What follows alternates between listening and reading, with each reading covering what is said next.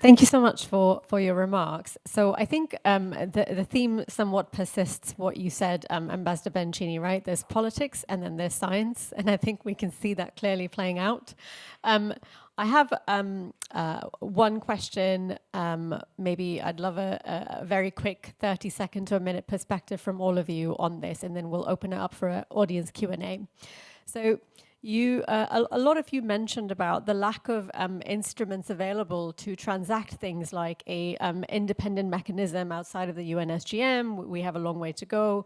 A methodology to do verification, compliance, science and technology mechanism. We have made a lot of progress towards those things. Yet, you mentioned, Ambassador Bencini, there's a big divide between investment and the level of consequences. It seems disproportionate.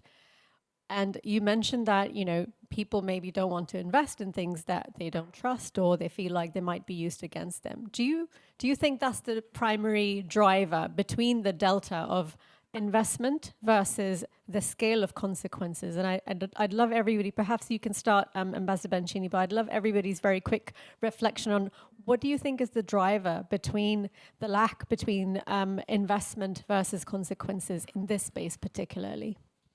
No, thank you for this question. I have to say that this is something I discuss all the time. There's not enough awareness. We don't have enough pressure from public opinion. In democratic countries, you have public opinion, then you have parliament and government. Government answers to parliament, to the people, to public opinion.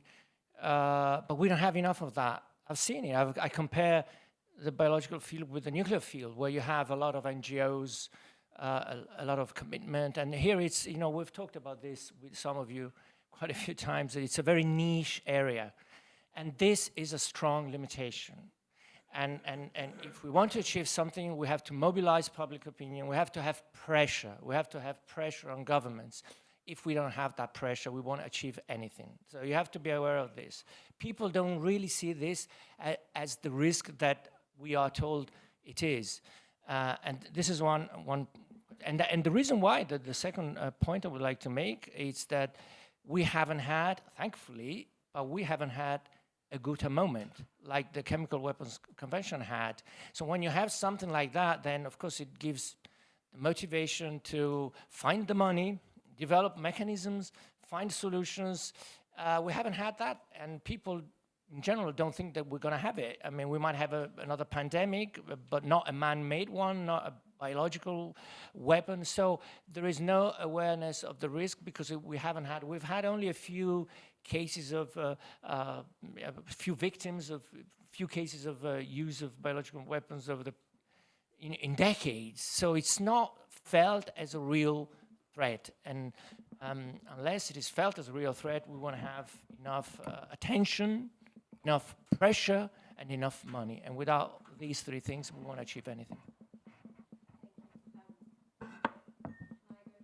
Dr. Emma, for your view.